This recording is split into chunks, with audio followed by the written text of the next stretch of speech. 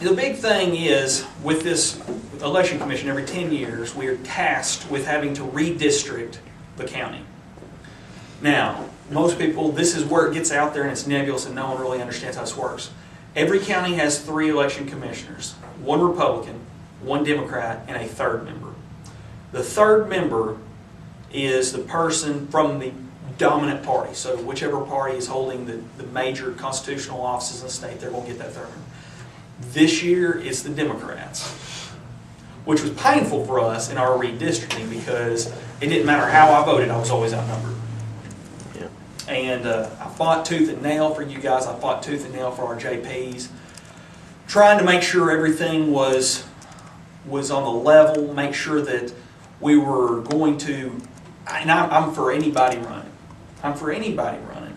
But I would rather legitimately have someone lose their position due to opposition in a fair race than essentially executive order them to quit serving, for lack of a better way to put it.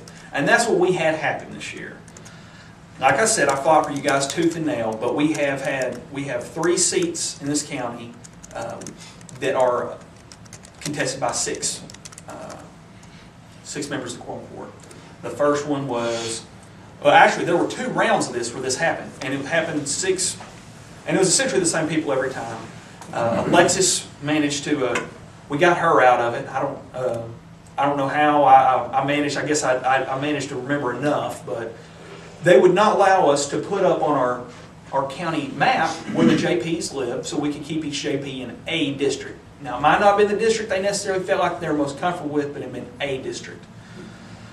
And I was voted down, and I brought it up again and again. I said, no one else in the state does it this way. On the state level, it's not like they have purposefully removed a representative or a senator from an area and made them run against another one. Why can't we do this on county level? But I was outvoted every time. So as it stands right now, you have Barry Weathers and Tim Lemons are going to be running against each other. Or as it stands right now, neither will be running at all, or they'll flip a coin. Originally, Mark Edwards and Larry Odom were going to be running against each other. And let me tell you, they were both very happy about that. I don't know if you know those guys, but they can't stand each other. They were very happy about that, and they were good to do that. And I said, well, if that's the only casualty, I guess we'll be okay. But originally we had Alexis, and Alexis, who were you going to be running against? Was it Tim? I don't think I ever had anybody. Okay, I thought we had you on one map. There were about 6 maps. Roger Moore. Yeah, and we had more Roger Morey, or Sonny, as a lot of people know him, who's out of Carlisle, and Roger Lynch, who lives north of Lonoke, are having to run against each other. Now they're on the Democrat side of things, and I'm not supposed to not care about them, but like I said, I'd rather defeat someone legitimately than essentially legislate or executive order them out of office. So I fought this tooth and nail. I was outvoted, and the way this works is once you submit this map to the county clerk, then they have a certain amount of time that they have to get all the information together and then put it in the paper. And then it runs for 30 days for people in the community, that's you and I, to say, hey, I find fault with this map for this reason. And you can bring a case against the election commission, and it goes to local circuit court.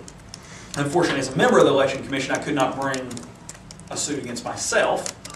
So it rolled on through, and essentially the Democrats got their way, even though in this county they are a failing party, or failing committee as it is.